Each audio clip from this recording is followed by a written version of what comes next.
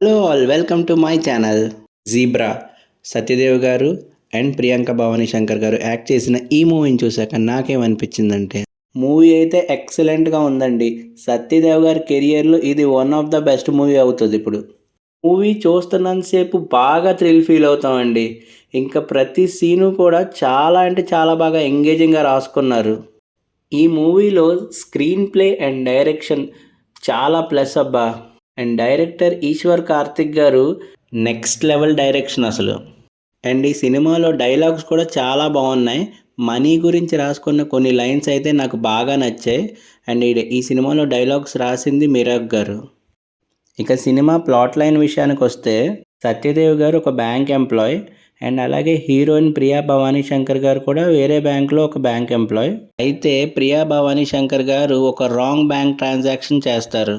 తర్వాత సత్యదేవ్ గారు ఈ బ్యాంక్ ప్రాబ్లం నుంచి ఎలా బయటకు తీసుకొచ్చారు అండ్ మళ్ళీ దానివల్ల ఇంకొక ప్రాబ్లం వస్తుంది, దాని నుంచి ఎలా బయటపడ్డారు అనేదే మూవీ. ముందుగా చెప్పినట్టు మూవీ అయితే చాలా బాగా డైరెక్ట్ చేశారు ఈశ్వర్ కార్తిక్ గారు. క్రెడిట్ గోస్ టు కార్తిక్ గారు అండి. ఎందుకంటే సినిమాలో కామెడీ, ఆ థ్రిల్ సీన్స్ నెక్స్ట్ లెవెల్లో దాన్ని పోర్ట్రే చేశారు. మూవీ ఫస్ట్ నుంచి మనకి ఎంగేజింగ్గా ఉంటుంది.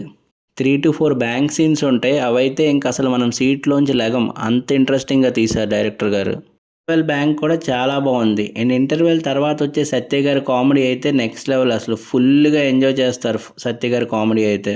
ఎస్పెషలీ అసలు సెకండ్ హాఫ్లో అయితే పడి నవ్వుతాం. ఎస్పెషలీ ఆ రాబరీ పోర్షన్స్లో. అండ్ జెన్నిఫర్ పెచ్చిగర్ కోసం ఒక బ్యాంక్ సీన్ ఉంటుంది, ఫుల్ ఎంజాయ్ చేస్తారు అందరూ. సత్య గారి రోల్ కానీ అండ్ సత్యరాజ్ గారి రోల్ కానీ చాలా బాగున్నాయి. అసలు వాళ్ళని డిఫరెంట్ క్యారెక్టరైజేషన్తో చాలా బాగా చూపించారు. మనం ఎప్పుడు సత్యరాజ్ గారిని ఇటువంటి క్యారెక్టరైజేషన్లో చూడలేదు. దానివల్ల చాలా బాగా అనిపిస్తుంది మనకి. అండ్ ఇంకా ఈ సినిమాలో సునీల్ గారి క్యారెక్టర్ అయితే నాకు చాలా బాగా నచ్చిందండి. ఒక పక్కన ఫన్ జనరేట్ చేస్తూ, ఇంకొక పక్కన చిన్న విలనిజంలా ఉంటూ ఎక్సలెంట్గా చేశారు సునీల్ గారు.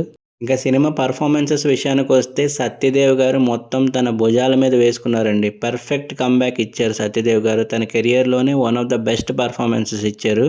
కామెడీ టైమింగ్ కానీ, యాక్షన్ సీన్స్లో కానీ, క్లైమాక్స్లో ఎమోషన్స్లో కానీ చాలా బాగా చేశారు.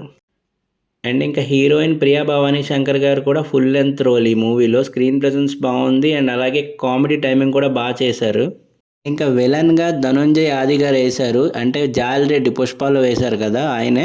చాలా తక్కువ మందికి తెలుసు ధనుంజయ్ గారు రైటర్ కూడా అని చెప్పి. కానీ ఈ మూవీలో చాలా డీసెంట్ పర్ఫార్మెన్స్ ఇచ్చారు. చాలా అంటే చాలా బాగుంటాయి.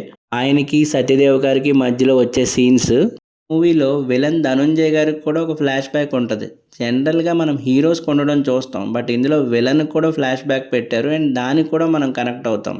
ఇంకా మూవీలో బ్లాక్ హార్స్ అని, వైట్ హార్స్ అని క్యారెక్టరైజేషన్ చూపిస్తారు. అండ్ స్నేక్ అనే క్యారెక్టరైజేషన్ని వీటిని ఇంట్రెస్టింగ్గా చూపించారు. అండ్ మూవీలో వచ్చే సాంగ్స్ పెద్దగా నచ్చలేదు, బట్ సినిమా బీజిఎం బాగుంది. ఫస్ట్ హాఫ్లో వచ్చే ఒక ఐటమ్ సాంగ్, అక్కడక్కడ చిన్న డ్రాగ్డ్ సీన్స్ తప్ప మిగతాదంతా సినిమాని పర్ఫెక్ట్గా హ్యాండిల్ చేశారు.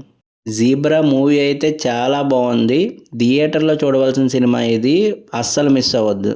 సినిమా చూశాక మీకు ఎలా అనిపించిందో కింద కామెంట్ చేయండి. అండ్ నా వైపు నుంచి ఏదైనా మిస్టేక్స్ ఉంటే చెప్పండి కామెంట్లో, సో దట్ నేను నెక్స్ట్ వీడియో నుంచి కరెక్ట్ చేసుకుంటాను. Thanks for watching guys. Content నచ్చితే లైక్ చేసి సబ్స్క్రైబ్ చేయండి.